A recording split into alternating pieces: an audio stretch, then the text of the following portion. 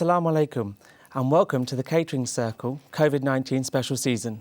My name is Samiuddin and I'll be your host for this evening, filling in for Nadia. COVID-19 has a major impact on the restaurant sector, and here at the Catering Circle we want to find out the best tips on how to succeed during this crisis and once it's all over. To help us with this, we've got 4 distinguished guests with us who will be sharing their tips from the industry and how we can move forward to a prosperous future. So without any further ado, let's get our guests involved. So first up, we have Mr. Abdul Haq, who's the Vice Chairman of Channel S Television and Managing Director of Purple Eye Technologies. And then we have Mr. Enam Ali, MBE, from the British Curry Awards and BBC Two Judge of the Great British Menu. And then we have Dilara Khan, who's the founder and president of the British Bangladeshi Chamber of Women Entrepreneurs, and she's been a senior advisor for the NHS for 13 years and managing a number of services in that field. And last but not least, we have Mr. Atiq Rahman, who is a chartered accountant and director at RCI Chartered Accountants. He's dealt with a large number of firms, and it's during this period and things like your bounce back loans and the pandemic. Without further ado, let's look at what this episode's all about. Episode 1, Financial Planning. Refreshing start in the restaurant business. Achieving financial goals for your restaurant. The top concerns are, how do I increase sales and reduce cost? What will be the impact of food cost on my business? Budgeting. Should I utilize a solid, up-to-date budget?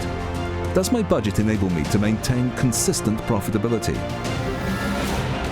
Yes, I need a solid, up-to-date budget to thrive in this business.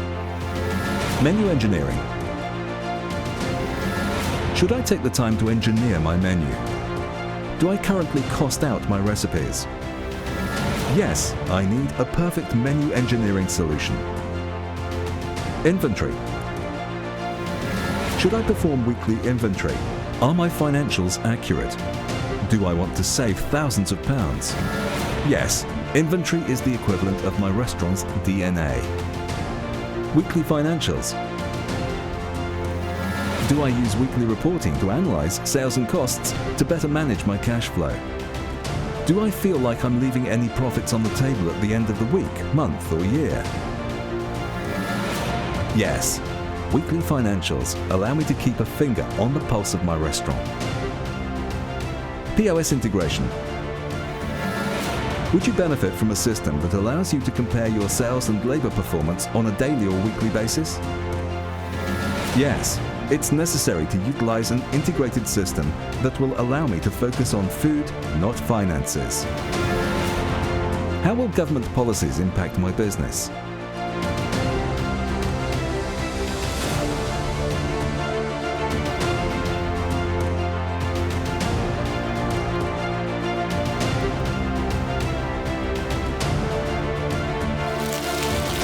The only way to do great work is to love what you do.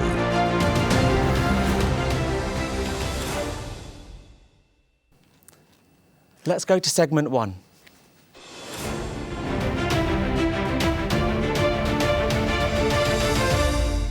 In the first segment, we'll be looking at budgeting and hearing from our 4 distinguished guests on what we can do as an industry to move forward from this. So first up, we have Mr. Abdul Haq. Tell me, Mr. Haq, as a man behind the Catering Circle's platform, what is this season of COVID-19 all about? Sami bhai, thank you very much indeed. Our Catering Circle, when we first established, it's all about sharing ideas, really, and raise the profile of caterers. We obviously got all set up programs, so it's rolling programs. So we've got a talent show, which you've been to, and then we have a star show, which is followed by 10 winners. We then find 1 star from that, and maybe one day we find a superstar from the star show. But obviously the COVID-19 has totally changed. We have to cancel all the programs like everyone else. The lockdown took place. It had a huge impact on restaurants. A lot of restaurants closed down on their knees. They had to come up with different options to survive. So we at Catering Circle thought, there's so many things going on, and we've got to find a special season to cover those things. And that's why we came up, especially 5 episodes One of the today is episode 1, which is financial planning, and then you've got the next one, which is health and safety, which all COVID related, not about the usual show we have. And then we have on the third one, we are having technology. The fourth one, we're having online water hiring systems and contactless operations. And then fifth one, all about marketing. Because as you know, if you don't do marketing, you have the best product. But if you don't do the marketing, no one will know about your offers or product you have. So this really, and not only that, because there are so many other issues also involved. Firstly, all the government help, financial help, the support you're getting.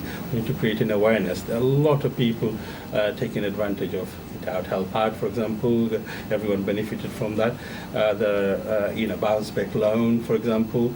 But there are a lot of implications because a lot of people using it or misusing it. So we need to make sure at least we pass the awareness, so they are aware of things that they can't do. Some people are buying cars, houses instead of investing on the business to survive. So you are from the restaurant industry, you know about it, and this COVID-19, it's all about COVID-19, how we could survive. I know we are on our knees, and we've got to do what we can do to make sure the industry survives. Thank you very much for that. And next up, I'd like to speak to Anam Ali, MBE. Tell me, Mr. Ali, how is the industry responding to COVID-19? Well, it is very amazing response in terms of people of this country, diners, the way they have responded to the curry industry. Look at when the lockdown was there, only restaurant was survived was Indian restaurant. Bangladeshi restaurant, most likely they are open, they are the frontline worker, they are the people who take a risk and put the food into their room and in their houses. Yeah, that's I feel very proud of. So they do two things. One thing also provide the food in the hospitals where the nurses and many restaurants in that real worry people never face in their lifetime. So on that basis, our curry industry has really responded very well. I feel very proud of them and I congratulate all of them. And I think government also knew about it. I have passed the message that what the curry industry is single-handed. There's no other Turkish, you name it, cannot be stand out against the what curry industry has responded. Fortunately, we are also very lucky. The government also responded in the hospitality industry unconditionally. If you look at the response they given to us, no other industry has been receiving that kind of facility and support the hospitality industry has got. So therefore, I'm very positive, of course, in terms of how the things are going at the moment. A lot of restaurants are doing business very well. And I know some business are bleeding, and this can be stopped. You have to take all the precaution measures because we don't know how this will look like tomorrow in business-wise, how the people will respond, what actually happened to the pandemic legislation, what kind of impact will make, I really don't know. So we are living in a very unpredictable situation. But as long as your house is in order, simple thing, you take all the measure that make sure your customer feel very safe and they feel you have to take every concern the customer think, such as your social, the distancing of the one table to another table, and you take all the health and hygiene. Then you are fine. You're doing very well. Still, if you look at as an industry, we are doing well, mashallah. Thank you. Thank you. That's exactly why this series is here. Thank you for your thoughts on that. I'll be getting more of that later. Next up, we have Dilara Khan. Afa, your family own a business, so can you share with us what the experience has been during this pandemic? I think like all restaurants, and particularly the British, Indian or Bangladeshi restaurants, I think, and our restaurant we're a partner, and it's quite a large restaurant and it's a landmark restaurant, so you have huge hub of the community there from all walks of life. I think like everybody else, I think the impact is same as every other businesses, restaurant businesses, in terms of capacity, the capability of the staff as well, because it's something very new. None of the staff, including management, isn't aware of that, and it's something quite unprecedented that it's an emergency situation. So it's about how do you manage emergency, both financially, but also your customer How do you manage their expectations? So I think it's a phase, it's a learning curve for everyone, both for customers, but more so for management, because they have huge responsibilities which they have to manage, and also regulations they have to adhere to. So it's about, how do you pay your bills, although the government has put in huge amount of support, but also, for instance, our business wasn't able to tap into that support because the government had certain frameworks which if your rent and rates are up to a certain amount, you're entitled to this. Our business is quite a large business, so we didn't fall within that support. So we lost out, obviously, in that. So it's about when you do lose out, how do you manage? How do you negotiate your rent? How do you negotiate the rents? How do you pay within the furlough system? How do you pay? And in the restaurant industry, there's also a lot of low-income category as well. So how do you support that? So I think it's a huge learning. It's an extreme pressure moment, especially for management, but also for staff as well, and about where the job sustainability will be there in the long run. No doubt some of our staff will have to go, although some of them are at home, and it's also getting into the working pattern. I know that all of our partners and the staff as well, where they had heavy long hours of work, where now they're sharing loads, so they're working twice a week or 3 days a week. So it's getting into that, but like Anambaya said, it's about the hygiene and the distancing matter as well. Yes, so how do you manage that? Thank you. I'm sure again we'll find out more from your experienced self later on. Next up, we have Atiq Rahman, accountant. Now, the man with all the answers. As an accountant, Mr. Rahman, how did you help restaurants budget during this strange period? In terms of budgeting, our restaurant industry, especially who were providing dine-in services, they have suffered most. Those who were providing takeaway services, they were doing good during the pandemic period, like Anambay said, because they were providing food in the house of the customers. So the takeaway side of the business was doing good, and those who were concentrated only on takeaways, they're doing good. But the restaurant side, of course, they could not open the dine-in facilities for quite a longer period, from end of March till 1st of July. So in this period, obviously, like Appa said, the working hours has reduced for most of the employees, and their takings has reduced a lot. So, of course, what we have advised to our clients to adapt with the takings, because as the income has reduced, so you need to reduce your overheads as well. Because if you can't reduce your overheads, then you will not have the profit at the end of the day. And one of the reasons we are involved in business to make some money for our bread and butter.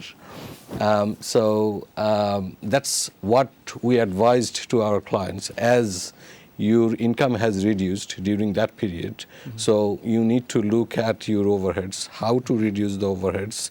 That was our main focus, to be honest. Thank you very much for that. So, going back to the Catering Circle man himself, Mr. Huck, you're from a technology background. So explain to me what's the best technological thing a restaurant can do during this period? Okay, as everyone mentioned, kind of, it's the takeout. And the technology we've seen is people who invested on things like contactless payment and order online systems, especially if they've done it through their own branding.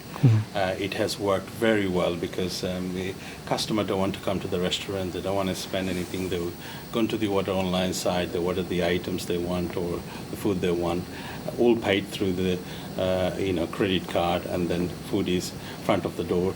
There is no contacts between anyone. So they felt safe, and half of UK has been ordering takeaway during lockdown. So a lot of people made a lot of money using that technology. People who invested on the technology or moved very quickly, they have really made a lot of savings and money as well on that hand. But there are other technologies, like I know a lot of the restaurateur has invested on kitchen technologies like combo and rational ones, or there are a few other companies that are very good ones. They saved in terms of staff, because they can't have 5 or 6 staff in a small kitchen. So 2-3 staff they have. By using that machine, for example, the combi oven, they managed to cut down the staff from 5 to, for example, 3. They manage their restaurant and save a lot of money. 2-person wages, you can do the maths, and you know how much saving that is, you know. Yeah. £200, £500 a week, that's quite a lot in a year, if you like. There are other technologies that people utilized that I think worked for them, is a marketing tool. Where we go wrong is we don't invest anything on marketing, because marketing is the key to the success, because you've got something new, or you are open, or you've got what online system, or you're creating an offer. If you don't have a tool to communicate with your customer, then you are stuck. So a lot of people have gone for SMS marketing, Facebook marketing, adverts, and people who are smart and moved very quickly, as I said, very quickly, they really made the money. They're very happy bunnies, if you like, you know. By after taking, normally on my takeaway I used to take a few grand, now I double or tripled it, plus the government health cost. There's so many technologies out there, but those are the few I just gave you examples that really help people during this COVID-19 crisis. Thank you very much. So next up we have Mr. Enam Ali, MBE. What budgeting strategy would you recommend for this industry going forward? Well, a number of things you can take. I think technology is one of them. I think is very important tools for your budgeting, because that will give you the data for your forecast. One of the things I think today market, without technology, you cannot sustain. So you've got to have a technology-driven restaurant where you can be able to maximize your profitability. Same time, if you look at the budget, how are you going to do the budgeting? If you don't have a data, how much do you spend, what actually you need? So if you've got a data in front of you, and that it gives you a total picture, what actually you can do for your budgeting for the future, what you're going to buy, what actually the best thing to buy for your next week. And other things I've seen one of your documentary, in my real experience in the restaurant sector, the data of sales analogy is very important for budgeting. Now, when you have a sales analogy, is weekly sales analogy sometimes is not accurate. So it's a monthly analogy. If you do monthly, every diners who work, their lifestyle is working monthly basis. They're getting not wages, they're getting a salary. So their behavior of pattern of they are not 100% weekly, the dine at the restaurant. They're sometimes twice. So your analogy of your restaurant owner has to budget, work it out on monthly basis. So your reading should be monthly. So you can able to have an accurate budgeting and also forecast with your team. And so I believe that there's a number of options, and also saving money for many reasons. I always say to people, of course, I always recommend technology is one of the best tools to help your business to grow for many different ways. And if you look at the supply, the people who want to supply your restaurant, it's very important to have a comparison position. So to have a two supplier. So always you can able to see comparison. Sometimes people, one supplier may don't have the accessibility of the product you like to have. Yeah. So always you got to have two. So your consistency of the product should be remain is all the time equal. So that becoming your exclusivity. That every time I buy from this brand is same. So what happened? It didn't happen in our sector because they always remain in the one supplier. That supply is not intentional. They went to the market. Perhaps they didn't find that, but you can have alternative. I want that particular brand. So you have a consistency product every time, and it's becoming your known brand in your local area. People know, even though I pay a little more, but they're always same. Can you see the point? So yes. Exactly same thing. I think always said to those kind of things you can take a measure. Of course, marketing, as Brother Hogg said very correctly, if you don't marketing your product doesn't mean only the dish. Product can be yourself. You can be host. Your behavior can be a product. The way you act, the way you behave, the way you actually serve people, laughing, joking, and make them welcome to them. They feel something very interesting to come and share it. They are the people, his real character in the restaurant sector, but he's a football mad. And people just visit him. Whenever his game on, they want to go to that restaurant. So did you introduce anything new into your business then during this period? During the COVID period? Yeah, I think I take more measure on terms of course I've got a technology-driven restaurant, very well technology-driven restaurant. So we can tell what actually happening for next year, how many tikka masala has been sold, who actually bought, which address has been delivered. Yeah. So we have got all the technology data, which gives you every time in the full detail. So we are able to take this kind of measure. But of course what we did in our restaurant, because of our very high-end restaurant, people want to deliver the food in that time and also the quality. Absolutely retention of the heat. So many measures we got to take, the packaging, and we even check to sometimes food to take in my own home, order incognito. They don't know I'm actually ordering it. And they deliver it to my home and I look at the product, how product behaving. If the product is good, I said take it out. This is not behaving very well because this food is not travel friendly. Right. Because it's gone to 2 miles, the food is become very risky. So I said take it out. So this kind of measure you take for your, so you have to have it data. Without information, you can't make any decision. Thank you very much. That's a very good insight of the industry. So next question, Mrs. Dilara Karnappa. What sort of business planning and financial management would you recommend during this period and going forward forecasting? Very logical, and I think a business has to take a common sense approach, and no doubt data is intelligence, and without intelligence, because I think previously our practices were we went into businesses very emotionally and just did what our heart said, and we realized quite quickly and nowadays that intelligence is utmost. So data should be the backbone of your business, and it should drive, including financial, because once you know what your product is, what your customer likes, then you can design or you can plan and take initiatives in terms of your business. In terms of financial planning, so obviously in terms of COVID now, specifically, you're looking at reducing number of staff, both from a practical point and regulation-wise, but also in terms of your financial ability, because you don't now have the same kind of income. Most curry houses don't have the same kind of income that they did pre-COVID. So it's about reducing your cost so that you can actually make some sort of a profit in the end. Thank you very much. So Mr. Rahman, as I mentioned, the accountant who's got all the answers for us, what steps can be taken to increase revenue during this strange crisis we find ourselves in? I think in industry, we need to change our approach. Of course, I deal with loads of restaurants, Bangladeshi restaurants, and some other restaurants as well. Yes.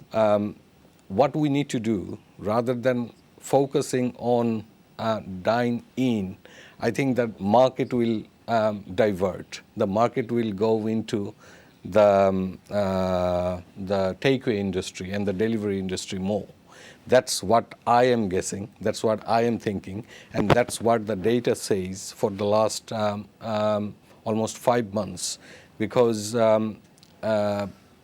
dining in restaurants were not doing well, whereas the takeaways and if you do even dine in and takeaway services, rather than doing dine-in services, the takeaway services were doing better than the dine-in services. And pre-COVID period, it was other way around. By now, it has completely changed. So I think now, from now on, the restaurant owners might think about to improve the services and the quality on the takeaway services more. I think that's where the market is going. And in terms of savings, from an accounting perspective, do you see that the future holds that we can look into accounting savings, such as tax-efficient ways to save money, so that in the future we can afford the tax liabilities that are coming our way? In terms of tax liability, government has given loads of stimulus packages to this hospitality industry. Now the VAT rate is 5%, other than alcoholic drinks. So it's a great help for hospitality industry. Before the VAT was 20%, but now it's only 5% till 12th of January. So till 12th of January, in terms of VAT, I think the restaurateurs are a bit relaxed. Of course, as they don't need to pay that much VAT at the moment, I think that extra bit of money they can use in developing their skills and technology. Thank you. We're going to take a short break now, and I'm sure we'll hear from you after the break. Yep. Thank you for listening and watching, and we'll see you after the break.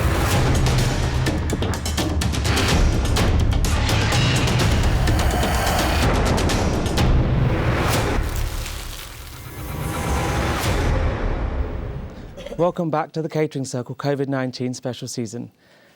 This is now segment 2.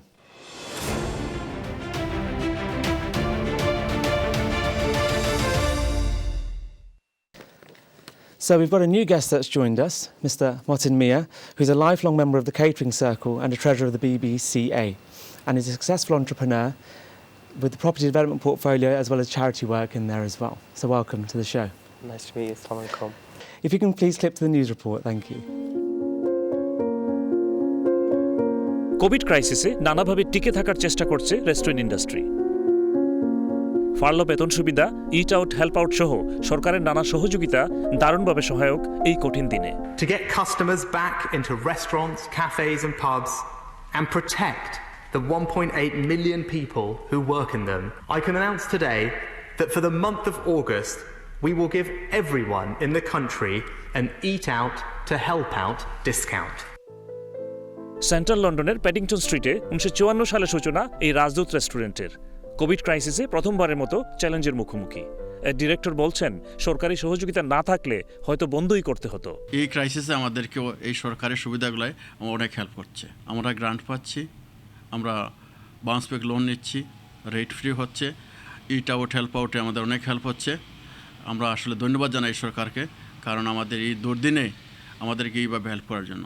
এই সাপোর্টগুলো যদি না পাইতাম তাহলে হয়তো আমরা অন্য কোনো চিন্তা করতে পারতাম, মেবি আমরা বন্ধ করতে পারতাম অনেকের মতো যারা বন্ধ হয়ে গেছে। একই কথা হোয়াইট চ্যাপেলের এই রেস্টুরেন্ট এমডির। 3-4 মাস বন্ধ ছিল। কস্ট কাটিং আর বিকল্প নানা আয়োজনের পাশাপাশি সরকারি ইন্টারেস্ট ফ্রি লোনের মাধ্যমে রেন্ট কভার করেই এগিয়ে যাওয়া। Really want to thank the government for the rate relief because business like ourselves, I mean our rent is nearly 130,000. Okay, now the rate is also is quite a substantial amount. So for that relief, it has helped us quite a lot. We've been closed for 3 months. However, if it was longer than 3 months, then there would be another rent that will be due, which will immensely affect us. So the first 3 months we have covered it with the loan, which was a great help. তবে এই restaurant বন্ধ ছিল না লকডাউনেও। এই লকডাউনে কিন্তু আমরা বন্ধ ছিলাম না।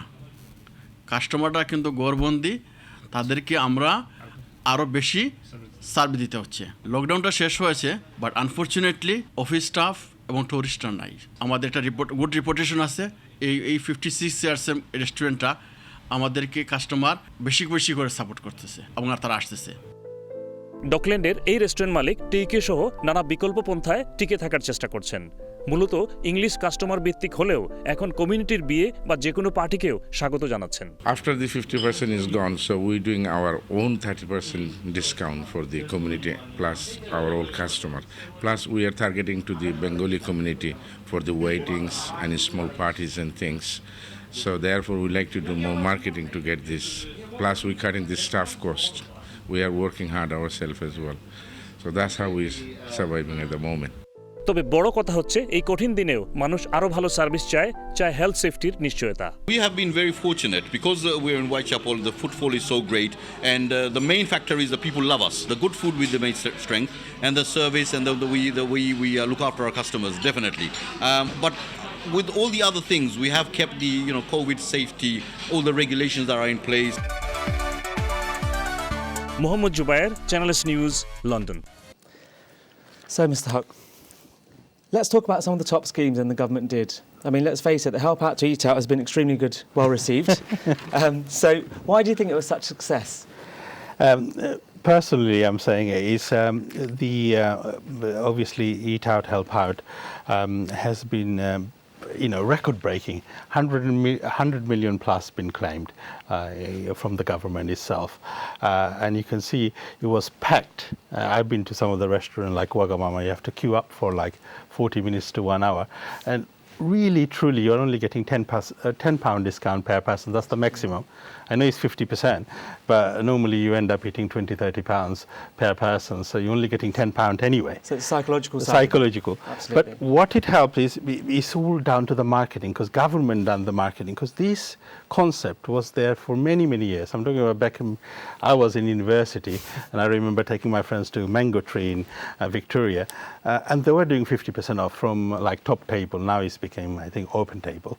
But this offer, we used to call that is bumps on seats. So you used to do it early hours, Monday to Wednesday, which government has done, Monday to Wednesday, of course, and is limited to £10. And that's why it's worked. And that model always worked, because I just personally think it's just, when I was running my restaurant a few years back in City, Monday to Wednesday, early hours, before 6:30, on main courses, I used to give 50% off through Top Table and other marketing tools. And it used to be packed. And then you have the other customers paying the full price. It's all about playing playing that game, and you got to just be smart businessmen to take advantage of that. And government does excellent job, especially people recovering that money back and government supporting it.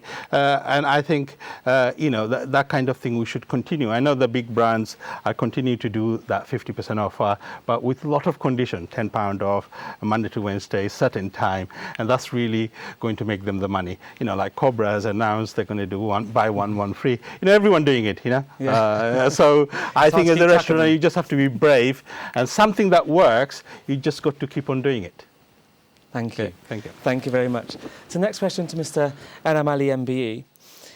The bounce back loan and VAT reduction, it was reduced till January 2021. Did that help the industry? Yeah, certainly. A lot of restaurant has been expanded, a lot of restaurant been renovated, so they got the loan quite easily.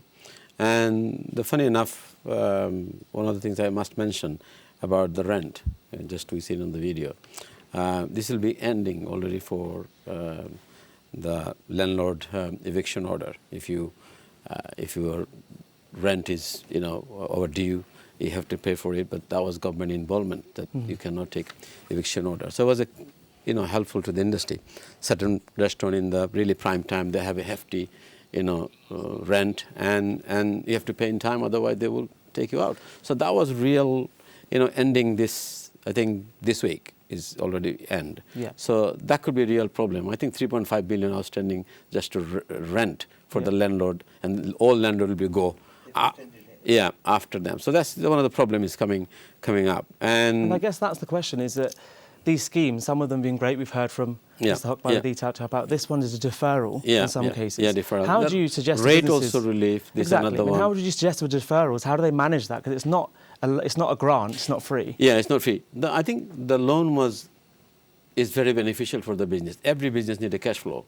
So that 50,000, if they take the loan, which is interest free. Absolutely interest free. So you will pay within 5 years. Is it 5 years? It's first year's interest free, and then it's 2.5%. 2.5%. So it's a very minimum, payment you're paying. So if you look at the benefit of this, your restaurant maybe need, little renovating the restaurant. So you can invest that money, and you can invest in the technology. You can, in the restaurant, so many things you can develop. So you can making it better. So look at how you invest money and what return you are getting. So you got to measure that before you make a decision. You cannot do just because of the easy money. You just get the money and you use it stupidly. That's wrong. Businessmen, you got to think like a profitability. That what am I doing? I'm investing money. Of course, your profit you can spend more. You look at how much you're making. As the previous accountant mentioned, that you are making 10%, 15% because you are not paying any VAT. So you're already making a profit. So I don't think any restaurant can complain. It's about managing. It's about the managing and make sure for your tomorrow. You must have some kind of safety future-proof plan. Plan that makes sure if my business go down, we don't know. As I said previously, that we cannot tell what it will look like tomorrow. Exactly. So you got to have financial planning that in the future you will be strong enough to inject money. Always remember, business is not about taking money. Business is always about injecting money in the good way. Your profit will become. Profit is come if you invest in the right way. If you continue thinking profitability, how to save, how to cut down stuff, you're not going to make money. No. Thank you. Thank you very much for your comments on that. So I'll go to Mr. Motinmia. Tell me, Mr. Motinmia, you run a very successful restaurant. Which scheme did you find that helped you the most and why? Well, the biggest help, and if we just fast forward 3-4 months into COVID, the biggest help, I believe, for myself and for my colleagues in the restaurant business was the Eat Out to Help Out. Okay. The fundamentals of that was, Baisab's already touched on it, it was a government scheme that was marketed so well. Everyone's got lots of individual schemes, individual restaurants do. And that in itself is a cost saving. They did it for you. Yeah, they did it for us, but they did it for us purely because they'd rather tax on something than tax on nothing. So that's the kind of the benefit. But the underlying thing that I feel the Eat Out to Help Out has done is to give the customers confidence about my establishment. When they came to my restaurant, they saw, oh, it's the Bangkok Lounge again, great food, great service we're used to, but they've taken all measures to make me feel a little bit more comfortable about being in a confined space in a restaurant like this and eating out. And with that, did you have to adapt your business model because of the demand that you saw? Of course. In my restaurant, generally, there's a 2-time booking for busy nights. But because of COVID and the social distancing, I've had to reduce the number of tables. So therefore, I started a 3-tier dining. So it's 5:30, 7 o'clock, and 8:30. That's the only way I could manage the flow of customers, keep my high level of food and service, which is imperative for repeat custom. So that enabled me to, more often than not, still remain at a very high percentage of satisfied customers. And you said about, obviously, the retaining customers. Did you find that it retained a lot? You got a lot of new customers that you're out to impress due to the scheme? Well, that's a really good question. I think, from my experience and speaking to other colleagues as well, I would say as much as 80-85% of my customers from eating out to help out were not my customers. Okay. Not my customers. Fantastic. So that showcased my restaurant to potentially another segment, a base level of 65% of the total number of customers I'll take on a week. But of that 65%, if I can retain 10%, then I've done very well. Brilliant. And did you do anything for those customers? As in, are they on a database? Yeah, so everyone that comes in, of course, because of track and trace, we've retained their telephone numbers, email addresses, home addresses, and on the checkbox, it will be used for Bangkok Lounge marketing. So you've done your GDPR side? Yes, I did. Well done, you. Thank you. Thank you. And last, certainly but not least, Mr. Rahman, what are the new grants and loans available? I mean, tell us more about sort of the $5,000 technology grant that's now available to businesses. Yeah, government has announced a new grant, a 20 million pot for the small businesses for not only technology, of course technology, and specialized services, specialized advice as well. So in those two sectors, a small business can claim from 1,000 to 5,000. But you got to use that money either for technology or IT or specialized advice like accountants like us and the auditors and consultants, etc. Yeah, and financial services as well. Yeah. If the businesses need any kind of financial services, those lawyers and of course the technology and IT investments. And that's a good point, actually, lead on to the next question, which is when it comes to consultancy services, Do you find that the Bangladeshi catering sector shies away from a consultant coming into their business telling them how to improve? To be honest, yes. Historically, the Bangladeshi businessmen were a bit shy, but now it is changing. It is changing a lot. Now people are seeking for specialized advisors. And do they come to you as well? Then you refer them on to various firms. Of course, the whole scenario is changing, and now of this post-COVID period, or we are in COVID period. So now I think they need even more to invest in technology and invest in specialized services. And I think government has created the scheme to help the small businesses by creating that scheme. Thank you very much. So I'll go back to Mr. Abdul Haq. Next question I've got for yourself is, do you think the rule of 6 will affect business going forward? Well, it's a kind of changes you got to make. There's no question about it. It's about safety. We, for example, today's show was designed for 12 guests with a lot of people going on, but we know we can only have 6. We had to quickly change all our guests and make this program quite differently. Restaurateurs has similar challenges. So they have a group booking of 30, which was previously approved. Now they have to make sure they're within the 6 people bubbles, if you like. Mm-hmm. Now, in terms of effects, of course it's going to affect, but the smaller restaurant, like 40-seater, 80-seater, normally if they get a small booking, that's okay. But the group booking, like, if you like, birthday booking is normally bigger than 6. Yeah. Those will be affected. But what's really important is we've got to work with the government. This virus is a very serious virus.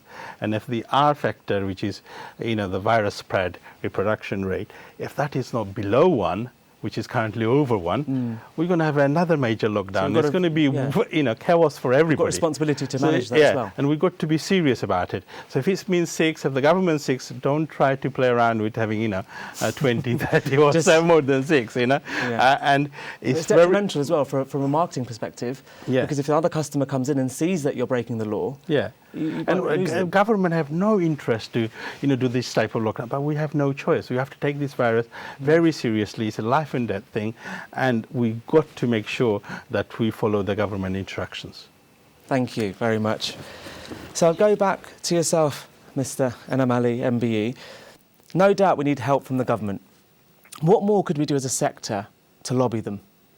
Well, I try actually extending the Eat Out, Help Out. My argument was, I said, the people are not used to it. You have a time frame. Sometimes have it make a little time to become a, habitual. So that was my argument. I just suggest that.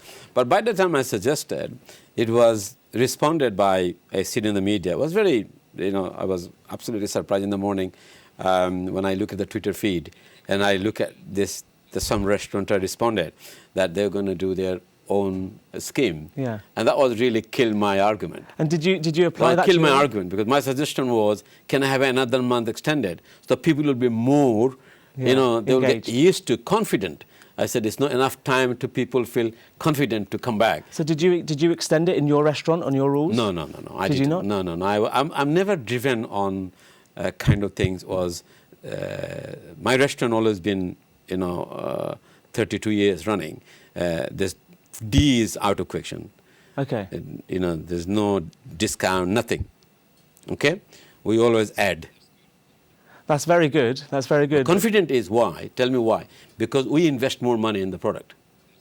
That's right. And we invest on the money in the marketing. We invest on the money in the technology. We are the only restaurant in the country. You should know this. This is the Laraj, the first restaurant in the whole country that technology was established. Fantastic. I'm sure I'll pay a visit so I can see it myself. The first restaurant before in the whole world is invented. It was in Japan. It wasn't technology what you were using. EPOS was, that time was infrared, and I got it from Japan. Thank you. And it was on the Channel 4, and the program called Behind 2000. And That's restaurant in the exactly why country. you're an industry leader. Exactly. So Thank you. So we have a huge. That's how you made the money. Yes, that's exactly so why you're a leader of our industry. I always believe in not cheap my product. No, absolutely. Yeah. Thank you very much for your I comments. think the most important thing, sorry, Anamba, is he doesn't have to give discounts because his brand is so massive. Yes. So therefore, I think that's the optimal word there, really. And you have to look after the It's brand. amazing, yeah. You have to nurture it, you have to care for it, Exactly. and you're absolutely an amazing But person. Inba, you are what absolutely you've right. done. People, maybe your audience can understand. Brand has to also look after. If you don't look after your brand, there's a brand. If you look at M&S, if you look at if you look all the brand, Harrods, all the brand, but they have a different investment. So you will willing to pay when you go to Harrods, knowingly that packet of agree. crisps because of that shelf, nothing else. Your Same marketing thing. to your demographic. So, Thank you. but you have to look after the brand to positioning your brand into same Yes. brand that It's your about the psychology. quality. It's about the psychology quality. about quality that I'm going there, Liraj, I'm paying for this kind of money. So it's Thank all you. about how you look after your brand and how your brand look after and behave in the market. Thank you very much, and thank you for the plugins of your restaurant. That's very smart. Mr. Martinmia, I've got a question for you. Local spikes are rising. What plans do you have if there's another lockdown? Well, I believe it will be detrimental for the government to have a complete lockdown, and I don't think that's the way they're going to go. So they'll continue to have regional, local lockdown, and maybe even add curfews. So just to kind of minimize how and restrict our movement. So in terms of if there was a regional lockdown in my area, prior to COVID, I wasn't selling takeaways or deliveries. Okay. But during COVID... Dining only? Yeah, dining. Wow. So during COVID, I've learnt a new trade. And honestly, it's been a huge learning curve. And there has been days when it's brought me down to my knees, to the sense that I'm 45 years old. Alhamdulillah, I'm fairly blessed. But here I am in the rain, taking a curry to somebody's house from my car to somebody, and in my Maserati. Yeah, so when my customers say, Martin, you're doing the delivery, this is an expensive delivery, well, you're lucky. Enjoy. You got there fast though. Yeah, well, no, we didn't. But so to answer your question, I think because of the new skills that I've acquired, I've not mastered yet, but I've acquired and I'm learning all the time. I think it'll be easy for me to go back to just doing takeaways and deliveries. Yeah. I think I can deal with that. One of the restaurants didn't break even. It cost me tons of money.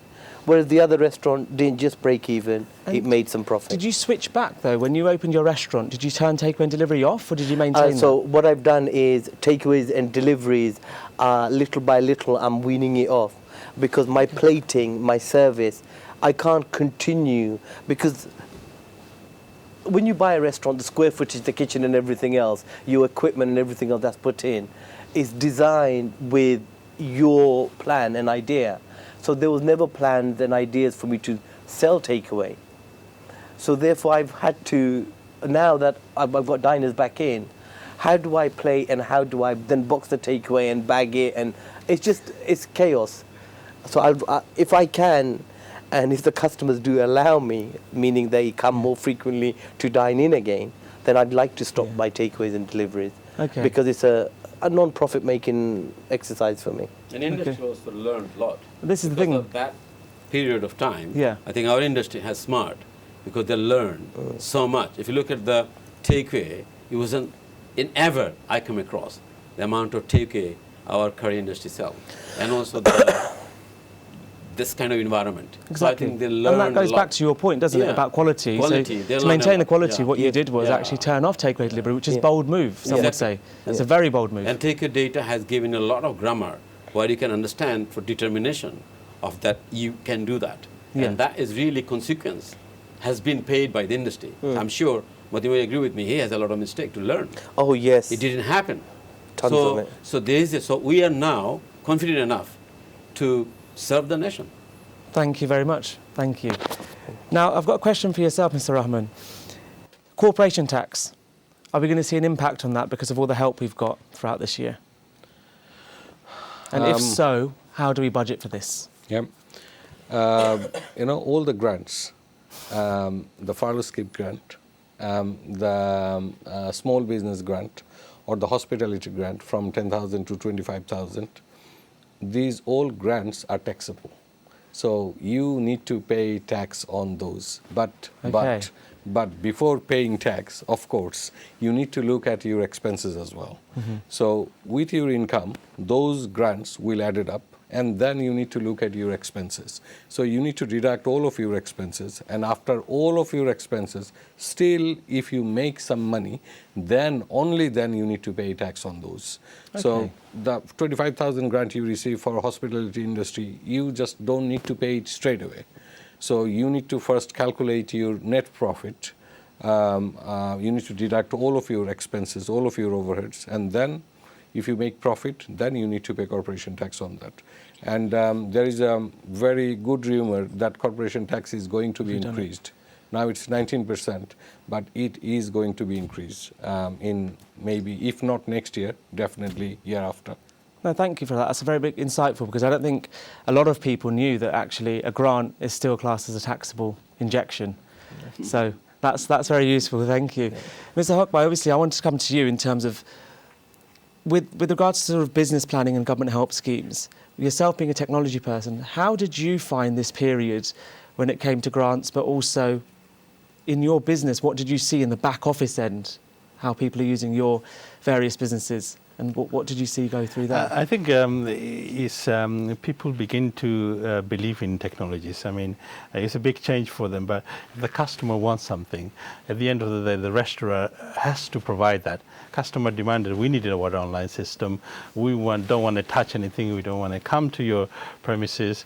So people start investing on those technology. People has moved very quickly. I'm very proud to say a lot of the restaurant has moved very quickly. So you think it's rated COVID that you've seen people have suddenly realised that they're quite of course, and you've got some of the water online, the big boys, big giants, their system crashed. So you can imagine the kind of volume of waters they had to take, because the marketing was the people have to eat. And half of the UK nation, the whole nation was, doing takeouts. So obviously there was a big impact on that. And, our restaurateur has changed. But they have to do, if they made the investment earlier, they didn't have to wait that long, that kind of thing. Exactly, and that's my next question. Did you see an increase in the ones that are established in technology with other companies have actually maintained a steady business, and the ones that jumped on the bandwagon actually ended up? Exactly. I mean, we've seen people calling in for they want to, like yesterday, but sometimes we say, look, we would rush it for you and,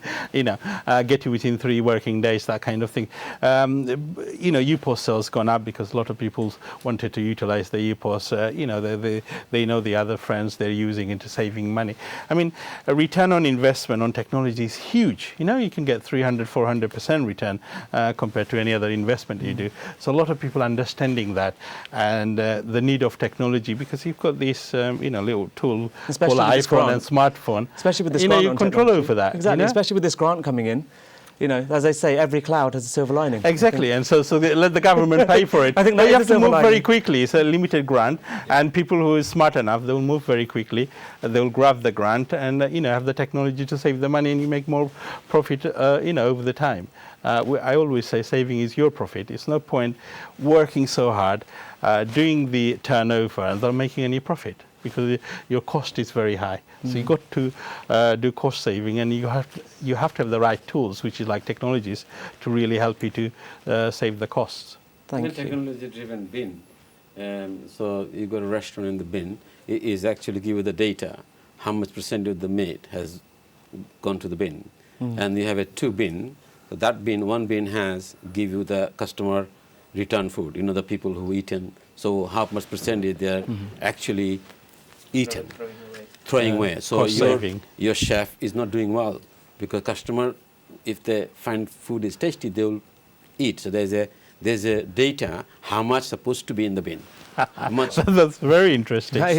So then another one, the customer, the chefs and your full team, whenever they're cutting and chopping, they have another bin, and that gives you what the waistline they have making it. So if that measure, they give the data, my cauliflower, why is that? It's supposed to be I bought it for the box, that much should be delivered there. So a lot of technology has been developed over the year, and I must say to Brother Hawk, he is also front line, and he is also putting his finger everywhere. And thanks for our industry should be grateful to you, because I always expect my dream, my ambition from 1970s, that always I want to see my own people to serve succeed in own way. When I see translate into my community, when I see my industry daughter and son working in the TV everywhere. Quickly, just to share, Anam by himself is a technology man. I remember you came to Bits and Bytes show and shown the kind of devices you had for many, many years before even EPOS existed. Yeah, we'll come back to this topic. We'll park it right here, guys. It's been intriguing hearing everyone's views on this. We'll come back after a short break. Thank you.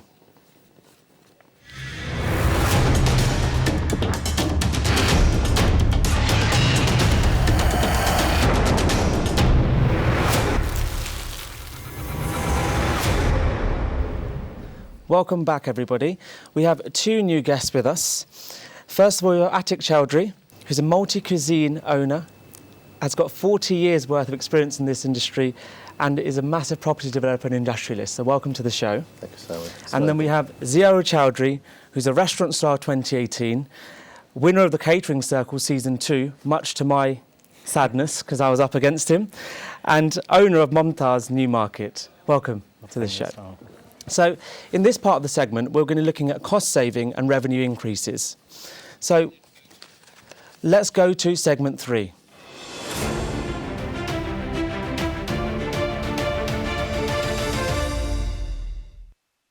So, Mr. Huck, one of the major costs is staff.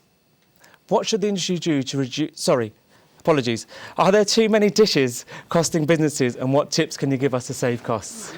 Exactly. So this is very important, because one of the things is in any restaurant is your menu, because that's the only source of income. That's where you're getting your GP, that's you attracting your customer, and if the food quality is good, you have a repeat customer. And the third part is we normally don't spend enough time, enough money on that menu engineering or creating our menu. Now, given the COVID-19 with the limited staff and all the health and safety, you got to reduce your menu. You have like 300, 400, sometimes you go combination with 500, 600. And about 30, 40 dishes are taken, but we just put it because we want to look big. That's the wrong way forward. We got to cut down the menu. And if you got a tool like EPOS system, which will give you a report of last, 3 months or monthly or last 1 year, which item or which menu dishes sold very well, pick those up and create a unique menu for COVID-19. And it can't be like, if I reduce it, people think my restaurant is small. All the big boys, as I say, Wagamama I've been to, they cut down from 1/3 of their menu for COVID-19 special. You got to create a really small menu that's got high GP, easy to serve, where you've got the staff to deliver it to high quality. And maintain social distancing in the kitchen. Exactly, exactly. And use all the tools available, because if you already got a EPOS systems and other things you have, do a start, which one sold better, and work on that. And another thing is we always want to do everything by ourselves. Appoint a professional to do menu design. Appoint a special, consultant to do this, because that's your key to increase your revenue and get your business right. And that's where we're going wrong. We just got to get that right, reduce it, and make it happen. Thank you very much. So I'll go over to yourself, Mr. Enam Ali MBE. So one of the major costs is staff, as we know. Well, so what should the industry do? My narrative will be the first thing. We do a called seasonal audit, and that is called seasonal menu audit. You have to audit your menu. And do you do it yourself, or do you get someone else in? No, the whole team. Okay. Whole team put the input, and data is very important. What actually this season has been sold, what is not sold, what actually will sell, what has trend. So it's a many factor. So you do that. So we are doing it. But because of the COVID-19, we have to make a major change because of many things. Why we put this thing, why we put it off. Because sales data is giving us these are the things, it's actually losing money. And what are the factors you look at when you look at your data? And it's not only the product selling or not. Okay, that's my point, yeah. Also, you got to look at how much space he has actually occupied. It has a shelf life. So even though it's remain okay, but I think the product should be come and go. Product should not be kept in the fridge. Is cost effective. I think the intelligent enough to, I want to product comes in and go and sell. That's the way I look at. So I think look at the how we can save money for doing. One is technology. Definitely technology is one of the best options to get the data first. What is selling, what not selling. If you don't have that idea, how can you improve your menu? Number one. Number two, staff is also important. I think you have to look at your menu, how your actually menu is described, what kind of skill set you need to push your product. And product also development by the chefs and the team is need to have a some kind of edict. I always look at the product make it exclusive when you product make it addict. Addict means when you eat, you become a kind of addict. Or addiction, it's not only the product itself, it's the whole experience. Okay. So if you look at selling in salmon, for example, you just put something like some kind of cinnamon stick smoke in there. So look at the experience, the smell. So those kind of things give you addict. And then you guarantee the customer will tell another friend and it's come back. Exactly. So that's the best way to I look at. Restaurant is all about creativity and also marketing. That's fantastic. Thank you so much. So the next question to Mr. Atik Chowdhury. So you run a big capacity restaurants in the city. How have you managed during this whole furlough, working from home and continuing working from home and furlough going on in this country? How have you managed to stay open? Well, it's been a challenge because what I would say would be that March, we have a reset button which is set. Everything we've done previously, 40 years of experience, actually goes to nothing. And you have to really you've got to look at your business and you've got to, put your experience in terms of what is out there right now and make your menu according to that. I mean, what we did was, when we closed down during the coronavirus, we actually started cooking for all the frontline staff, all the hospitals in the area, and the police station and frontline services. So that gave us an edge of being able to pull ingredients which are available in the market because the whole supply chain collapsed. So we had to look at that. What can we get to cook? What is reasonably priced out there? And then we had to think about the customers who are going to actually, get takeaways from our restaurant because we close the front of house. They were going to live by ordering our food on a regular basis. So they didn't want just food on a sort of just to go out and eat. It was actually it was a staple diet. So we re-looked at our menu. We shortened our menu, and it was a challenge getting people together. The staff weren't confident at the beginning because of the coronavirus. They felt threatened that they would, get it traveling into the business. It was a challenge. So all these factors came into play, but it was a wonderful experience. Thank you. It was a real wonderful experience of actually how to operate a business underneath these kind of circumstances. And something we can all learn from individually. It's a massive learning curve. It's been a really amazing journey. Yeah, thank you. The experience we learn. Yeah, exactly. Unbelievable. Thank you. So I'll bring in Mr. Ziaur Chowdhury. So in terms of your business, because I know you've pride and joy is your business. Yeah. Cost savings and revenue increase, so particularly revenue increase. What did you do in this time to try your best to get revenue increases to your food? I think Hokbai and Nambaisa as well touched on it straight away. The most important part of my business is the menu. Every single thing in your business goes on from that, from waste management to the profit, every single thing. So what we did, we initially closed for the first 3 weeks, including takeaways.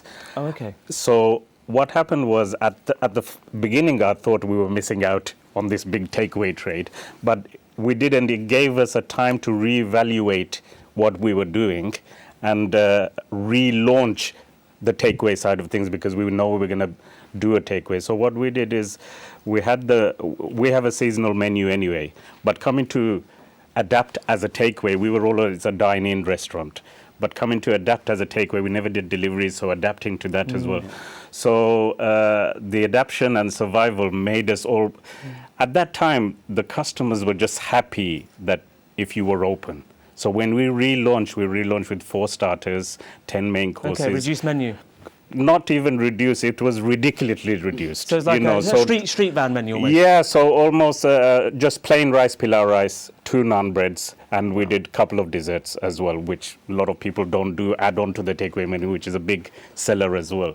So that was the menu. As soon as we opened, it just went crazy, you know. People were just, like I said... Did you market that as well? Did you market it on social media and things that you're opening on this date, or did you just... I think it was almost, because we were shut for those 3 weeks, it was almost a kind of a sale that was going on. When are you guys reopening? You know, the sort of anticipation of when we're reopening, when we're doing this, when we're doing that, was the build-up. So I think a week, because at the time we didn't know when to open, how shall we do it. So we marketed it in a way. We have 2 staff in the kitchen and the kitchen porter, 2 staff. This is why we have this reduced menu, and because of the social distancing side of things. And that's how we marketed the complete reduced menu, and customers understood it straight away. Customers understood it straight away, and they got it, and we did a great takeaway trade. And coming from that, the restaurant opening as well, because we had this 20-item menu now, we could go back into a reduced menu from pre-lockdown. Because people were getting used to it, you know. So it's like a mobile phone contract, you know. You give free minutes, you know, get people used to it, and then after 3 months, everybody goes over their minutes, you know. So did you, part of that actually, funny you mentioned technology, so part of that, did you install anything or in your process which was new in that time, so that aided you through that time, or was it? I mean, we had all the technology in place. I mean, we use purple eye systems and stuff like that. So we know the, you know, what we're selling, and the technology obviously helped. You know, did you use that religiously? Oh yeah, of course, it helped pre-opening, because we knew now what dishes are going to put on. What is everybody's staple diet? Chicken korma, masala, jalfrezi, madras. That's it. I don't need any more.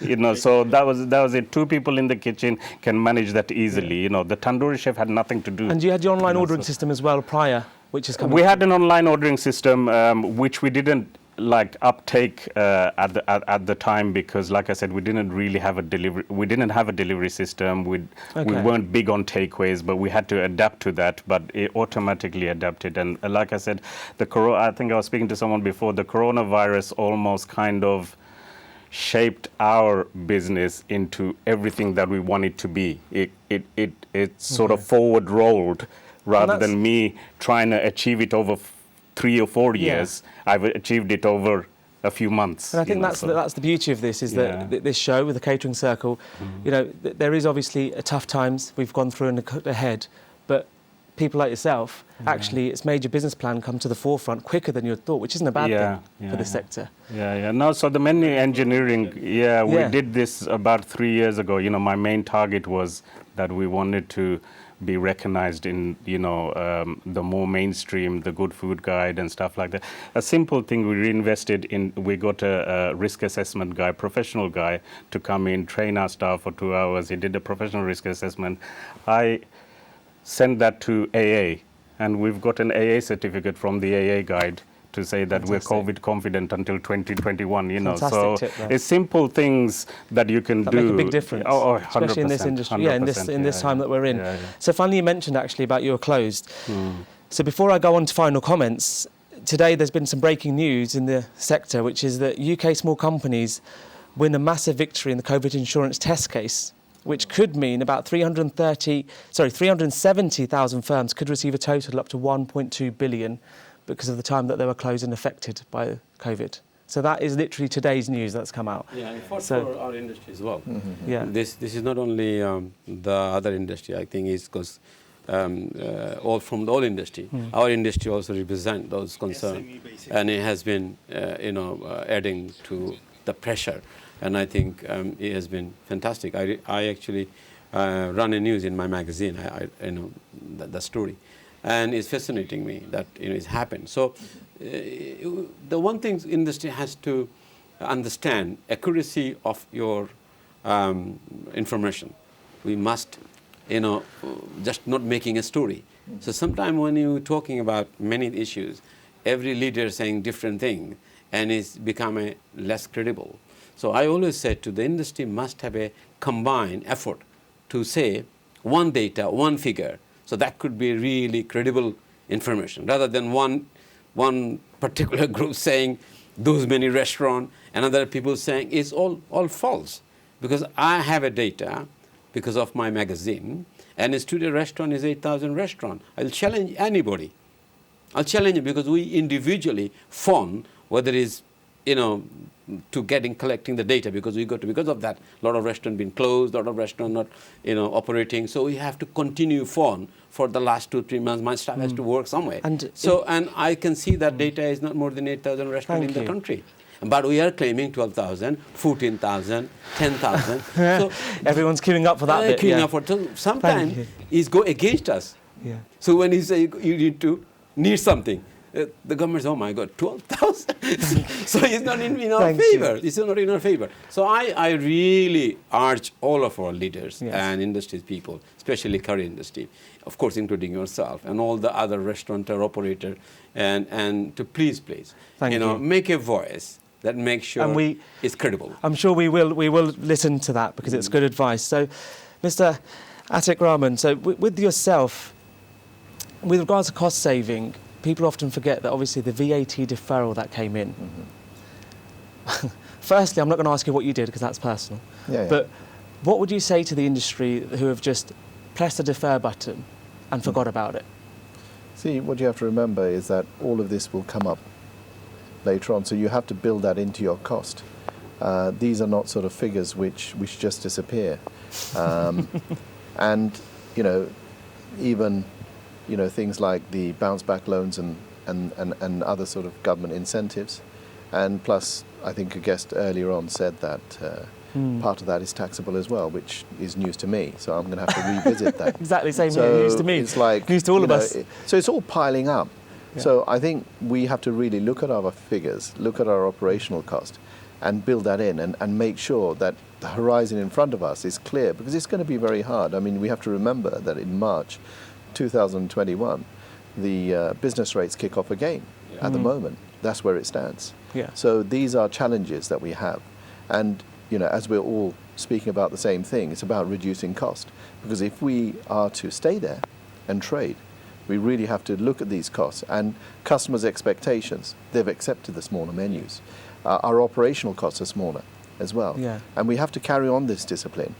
Focus on, smaller menus, excellent quality, turning around those dishes, keeping our costs down, even linen on the tables. Because of the coronavirus, you don't have to put linen on the table. Exactly. So that's another cost saving. No, thank you. Yeah. And so all the product we buy also goes up. Exactly. But then, if you're doing less items, then you can buy in bulk and negotiate those. And, we're buying at the moment pallets of rapeseed oil, pallets of rice, and we're able to reduce our costs because a lot of restaurants that were open are closed. And so the suppliers are desperate to offload. Yeah. I mean, currently, I'll give you an example. Singer beer. Sainsbury's are selling cases of Singer beer for £12 a case. Yeah. My suppliers are selling it for £21 to me. Exactly. Yeah. So I'm making a saving. I think I did say that in early before you came in.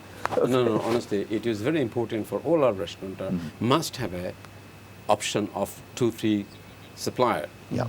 You have to have a multiple supplier. That gives you strength and that gives you the position yourself that you will get the better value for the money. Like what you just suggested, that if you don't have that open eye, you could have paid £21 absolutely. and why are you getting it £12 just from the... See, during the time of coronavirus, what happened was I had time in my hand. Yeah.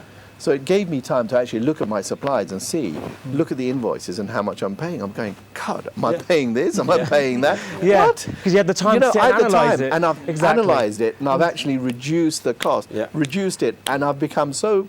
this morning I was in the market buying the fresh Thai herbs. It's not just the cost, it's the quality. Yeah. When I loaded our cold room up with the best holy basil, sweet basil, pea aubergine, baby aubergine, galanga, lime leaf, papaya, the chefs, when they opened it in the morning, they were like, wow. Yeah. And before, the supply chain that we had, it was more expensive and the quality was less. Exactly. Thank you for your point on that. That is a very, very good point. It's very on important. That. So the next question I wanted to ask yourself, obviously based on the top of that, we spoke a lot about data, a lot about the technology behind it. What would you say as someone comes from technology to businesses that use services that aren't utilising it? Have you ever thought to consult, maybe, on these restaurants and ask them, well, have you seen this in our system? Almost retrain businesses whilst we were locked down or whilst we're going through this strange phase. Have you ever thought of maybe retraining your database? I think it's very tricky because it's one of those things is with technologies people always thought put it behind because it's too complex. Or it's just an order system. So it's the concept people are slowly changing. For example, if you can use a calculator, you can use an EPOS system which is more easier and user friendly, and you've got 7 days support and it does all the calculations for you and everything else. It's all about getting this idea that return on investment, RIO. If they don't understand this, we are business people. We've got to make money, and you have to use the tools available to save money.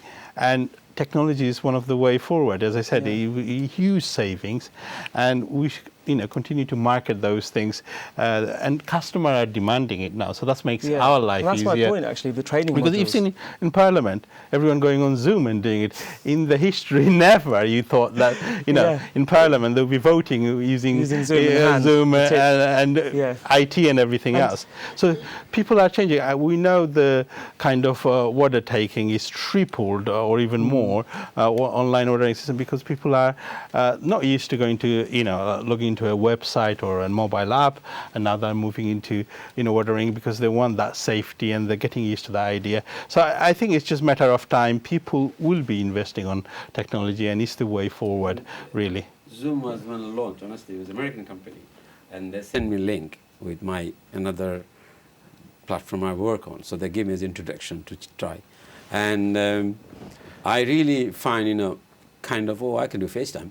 Why should I need this? You know what I mean? That was my argument. And I just left it like that. I tried a couple of my friends. I said, please download this, blah, blah, blah. And it was advertising also in the LBC and all, you probably see. And look at how Zoom became a boom. It's unbelievable. It's just the timing and the marketing gone behind. So it's just opportunity. And they came in, they don't advertise anymore. It's just people, everybody Zoom. They're too big. Yeah, it's a necessity. So the lifestyle is changing, and tomorrow what will it look like, we don't know. So we have to live with it. But we are very smart.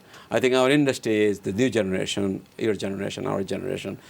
We've done pretty well. And we have to recognize and we have to celebrate rather than continue criticize this and that. And those people, none of our industries people, they haven't gone to the ground like me, and we are very proud. We work on the ground and we know the changes and we made the changes. And that's why the catering circle. And when people comes on, the suddenly and then giving a fatwa.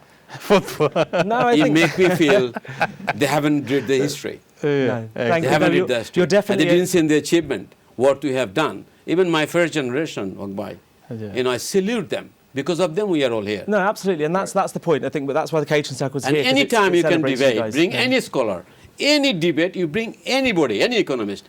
Still, my first generation footprint of the economy, what they have delivered in the Indian restaurant, still no one can compete. No iPhone can compete. No, because of brave, I tell you that. Because of his father generation. His father generation. Thank you. The restaurant model they have created, yes. And still not a single restaurant in the world without their signature, nobody can qualify to call Indian restaurant. Now tell me what it is. If anyone can tell me, no one can tell me what they have done. Thank you. So I'll go to Ziaur Chowdhury, next question. I'll just go to Ziaur's question, here.